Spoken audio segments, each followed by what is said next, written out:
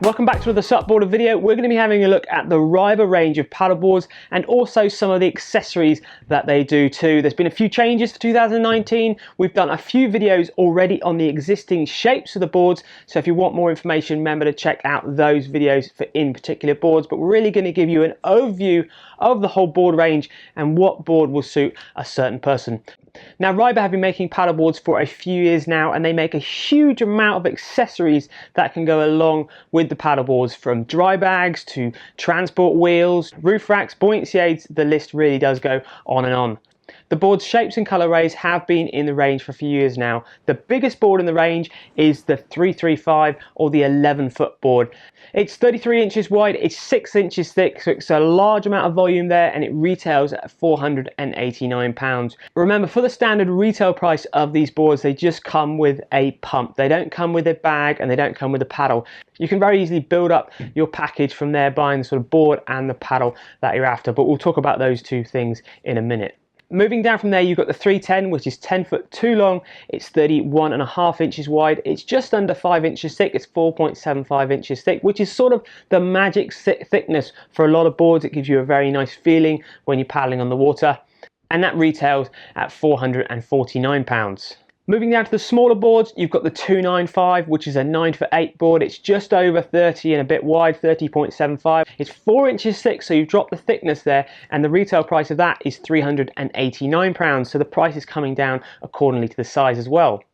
And last but not least, you've got the smallest board in the range. You've got the 290, and you'll also see there's a few different colorways in the 290. They sort of do a Jolly Roger pirate theme board like this one. They do a unicorn, and they also do a standard orange board as well. The price difference does change a tiny bit, but these two, the Jolly Roger and the unicorn, retail at £299. It's a 4-inch thick board, so it's designed for the lighter rider, but it's a good price point, and if you've got a child that's really into pirates or unicorns, it's definitely the board that they're going to be looking at.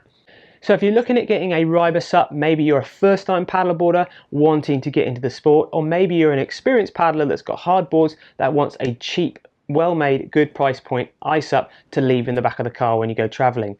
The 4 boards are all catered for very different people. The bigger the board is for the bigger riders, but it also can take a lot more weight, being a higher volume and a lot more thickness and more width than the other boards.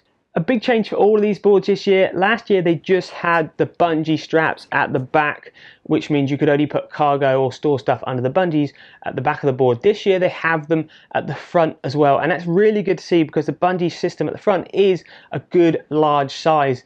I mean, you're not going to take these boards long distance touring like you would a longer, more performance-based board. A lot of these boards, especially the bigger ones, can easily carry bigger dry bags, so you could go off a little nip round the corner to an isolated beach, and these sort of boards would do that. Also, now having the bungees at the front is great, because then it means if you want to take the bungees off the back and get into more step back turns, you can do that tripping over the bungees. So if you're not going to be using both the bungees, I would probably suggest taking the back ones off and just keeping the front ones on, and that way they don't really get in the way when you're paddling them. That's one of the drawbacks and negatives that we highlighted when we were testing the boards before, how you're sort of standing over the bungees. There is no deck pad at the back of the board here like you'd find on some other boards in the market, but now having the ability to take the bungee off does make it a lot easier to stand at the back of the board and do your step back turns. So the 335 or 11 foot is going to take a heavier rider or more amount of weight. You're going to be able to paddle this board up to 120 kilograms, and because it's 33 inches wide, it is a super stable board. And it being a little bit longer than the shorter 10.2 length board, it's got a bit more glide because of that as well. So it's not actually a super slow board to paddle. This, as I said earlier, is a 6-inch thick board, and to give you a quick run through of difference of thicknesses of boards, generally the thicker the board, the less pressure you need to put into it with your pump to get the same amount of stiffness. So if you were paddling a 4-inch thick board and you pumped it up to 20 psi, if you paddled a 6-inch thick board and pumped it up to 20 psi, it would feel way stiffer. So in effect, you can actually get less pressure when you don't put so much air in your board. That's one thing to think about, and also that's another reason why a lot of other brands have gone for 6-inch thick, because they're easier to get the air in them and you don't need to pump them up so much. The The downside to 6-inch thick boards is you can feel a little bit more detached when you're paddling. You're a little bit higher off the water, so you're just a bit more elevated. It's not such a nicer paddling feeling as you would be if you're paddling a 5 or a 4-inch thick board.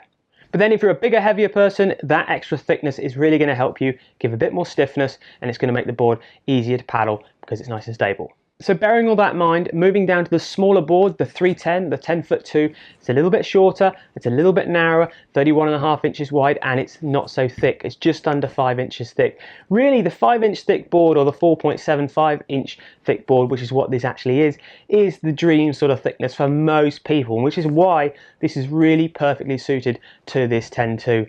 Now, we didn't actually review this board last year. We reviewed all the other boards by this one, but paddling it this year, it's a very comfortable, easy board to paddle. This is the board that most people are going to go to. Weighing up to about 105 kilograms, it's going to be great for the family. You're still going to be able to cover some ground and actually take your friends paddleboarding for the first time. Another thing to highlight here that you get with all the boards except the 290, the small boards, is the sort of GoPro mount, the camera mount at the front of the board. Really easy, turns around, swivel action. It's great to clip your camera on, and that way you can keep filming all day long. It's a very neat little system, that one. We've used it before, and we've used it lots of times when we're testing, and we've used several other ones that have been on different boards, and that is definitely the easiest, quickest one, and it's nicely securely fitted to the board. So jumping down in size, the green board, the 295, is 9'8" long, it's 30.75 inches wide, so it's a little bit thinner, and it's only 4 inches thick. Again, it will give you a slightly better paddling feel on the water, but it won't be so stiff as the 4.75 inch or the 6-inch thick board. The 295 will take riders up to 85 kilograms, but if you're around the 75, 70 kilograms, that's going to be a really nice size board proportionately compared to these bigger boards that will be a bit harder to move around and turn and actually carry down the beach. Which is exactly the reason why the 290 is so great for the lighter riders or the kids. Definitely sub 70 kilograms and down. If you're 65 kilos, the 290 is a really nice, fun, easy board to use for your size. So much easier to move around, it's shorter, you can get your paddle around the front, it's going to be easy to turn again and transport down to the beach. The 290 is only 4 inches thick, so again it's going to give you that nice feel when you're paddling it if you're the lighter rider like the 295. So really, when you're coming to buy paddleboards, especially for the first time, if you're not confident and you think you need a lot of stability, you're going to be looking towards the bigger boards, but don't go too big, especially if you're a lighter person. All these boards come in with a slide-in clip fin box like you'd find on other iSUP brands, but the Riber fins are actually a little bit bigger than most other iSUP brands you find on the market. The good thing about that is it does make paddling in a straight line really easy. The bigger the fin, in effect, does make a bit more drag on the back of the board, but that's what makes you go and keeps you going in a nice straight line.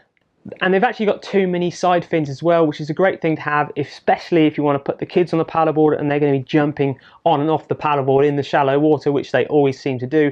Then you can take the fin out, you're not going to damage it, and they can still just about paddle it enough to have fun in the shallows. So let's move on to what else you get as standard with the package. So you get a Riber two-way pump. That means it pumps on the upstroke and it pumps on the downstroke, and then when the pumping gets hard, you can then switch the valve over and it just pumps on the downstroke. It's a good way of getting a large amount of air in your board without finding too much fatigue when you're pumping the board. If you had a bigger chamber pump, it would get more air in, but you might find that when you get up to the 18-20 psi, which these boards are recommended at, the pumping would then be hard. Moving on to the bags you can purchase out of the package, you get a standard sort of basic stuff sack, very basic backpack, and you can upgrade to get a nicer, well padded, heavy duty Riber backpack, which is a much better option if you're looking at moving with your board on your back longer distances. The more basic backpack really is just to stop the dirt and grime getting on your board from moving it around the car.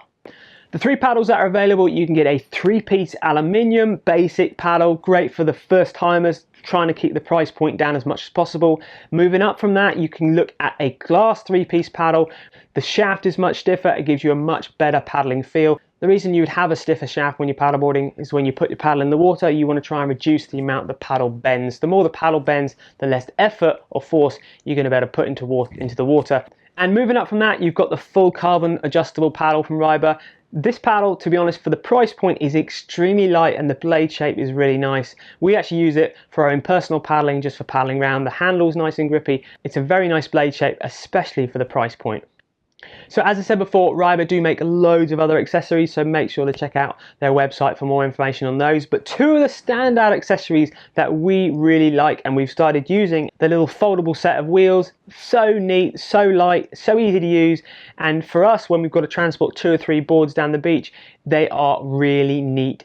If you're having to walk with your board and it's inflated, the wheels are definitely something that's very easy, quick to clip on, and you could even paddle with them under the bungees at the front of the board.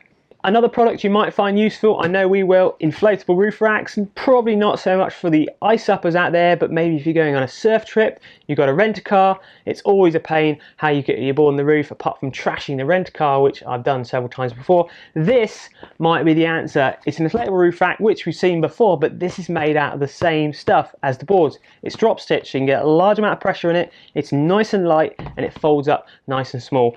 A nice little accessory and another product that's available from Ryber. So this was really a comparison overview of the Ryber range. We've done full reviews of all the boards apart from the 295, so go and check out those videos. We'll make sure they're in the links on the SUPboarder page. If you're watching this video on SUPboarder, great, get down to the bottom of the page, let us know with your reader's survey, do you like the look of the products? Have you got the products? Give us the feedback, then we can tell Ryber how to improve them in the future. Apart from that, if you're getting into SUP and you haven't already been on SUPboardermag.com, go and check it out. You'll find loads of information on there. If you really like what we're talking about and you really want to learn about SUP, also check out SUPboarder Pro, where we just offload loads of SUP information into you and we answer as many questions as we can to make your buying decisions in SUP and to get you progressing through SUP as fast as possible. And you can subscribe to YouTube, and if this video has helped you, give it a like, it really makes a difference. Thank you very much, we'll see you next time.